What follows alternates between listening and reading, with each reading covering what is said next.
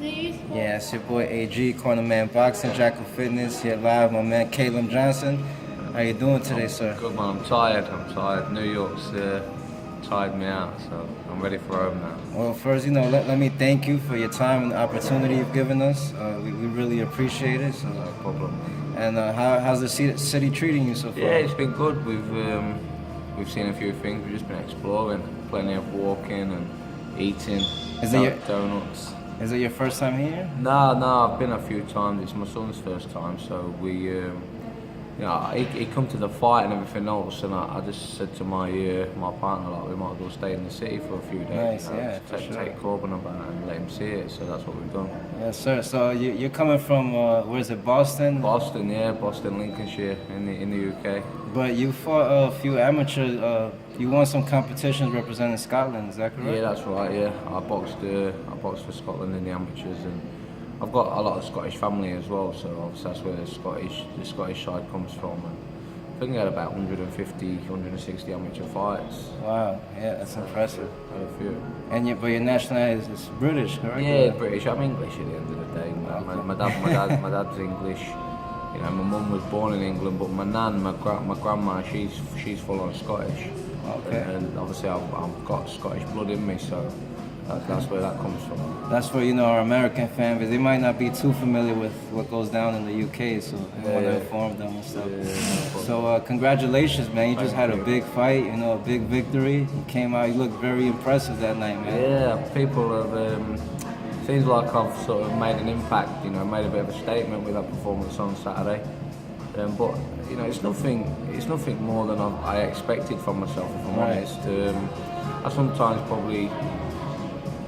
I expected a bit more from myself even, but I watched the fight and there's still a few things that I did wrong, especially in the first round. I was a little bit eager and everything else, so there's still things to improve on and things to work on.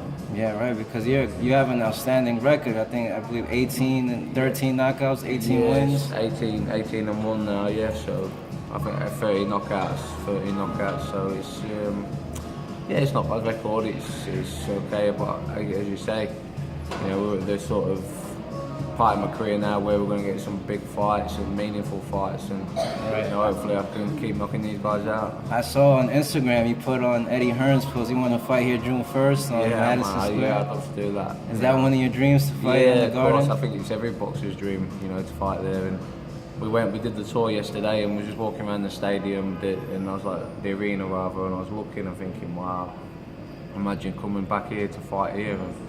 And I thought I'd just give him a little message, say get me on here, but we'll see. All right, so with your style, man, I could see you becoming world champion really soon. Mate, I hope so. Like I said, there's also there's chances. Hopefully, I could go down to 168 as well. So really? There's like Dyrell. I think he's a WBC champion, is he? Yes. So yeah, I'd love that opportunity as well if that could be sorted out. But obviously, it's only a few days since the fight, and it's just. Like I say, relaxing this week, and then sort of when I get home, we'll see what the next move is. But would you like to do that, or you want to stay at light heavyweight? And to be honest, wherever the best opportunity comes for me, I would like to move down. I'd stay at 175 if I got a world title shot. Right.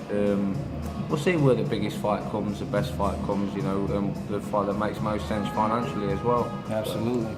How do you feel you would do against some of the champions at light heavyweight, like Bivol, I believe Marcus Brown? I think I could beat any of them.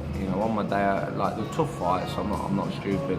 Right. And the fights that I believe I could win, and the fights that I could possibly lose as well, are them kind of fights. So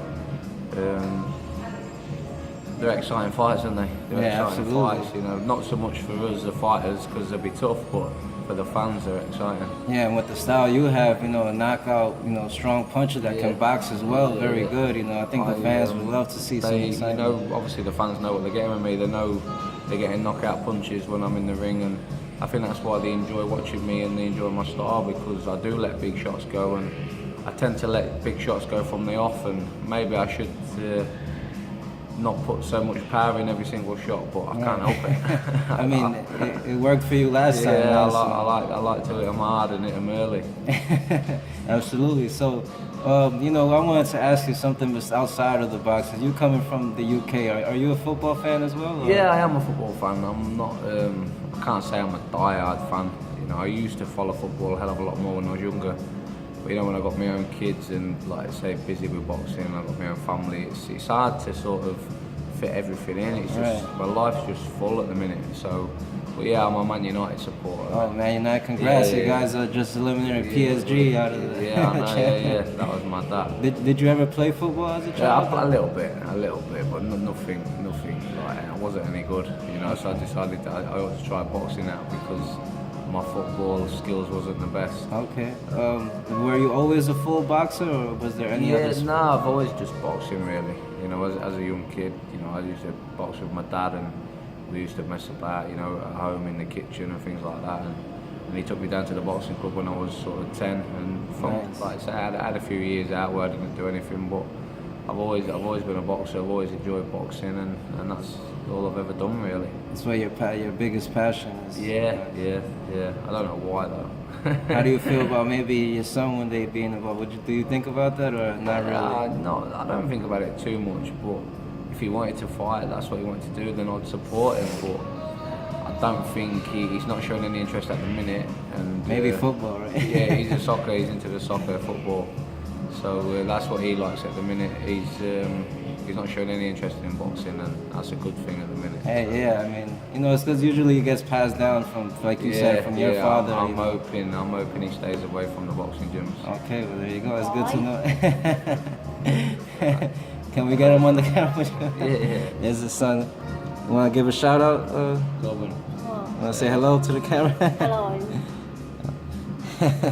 All right, champ. Well, you want to give a shout out to anybody back home? Yeah, just thanks to everybody that tuned in, all the messages. You know, I've had loads of great messages of support before and after the fight. I want to thank everybody, even from the American fans as well. I want to thank all them for tuning in and enjoying my fights, and I look forward to the next one.